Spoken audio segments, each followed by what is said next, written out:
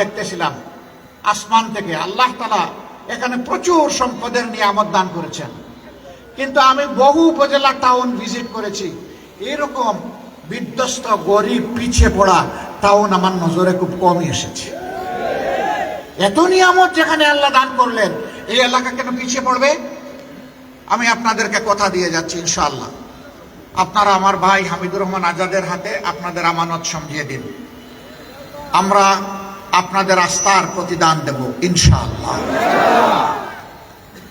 এই মহেশখালীকে একটা smart economic zone হিসাবে গড়ে তোলার জন্য আল্লাহ তাআলার সাহায্য নিয়ে যা করা দরকার তাই করা হবে ইনশাআল্লাহ। তখনই যুবকদের কর্মসংস্থান হবে, আর বেকার ভাতার চিন্তা করা লাগবে না।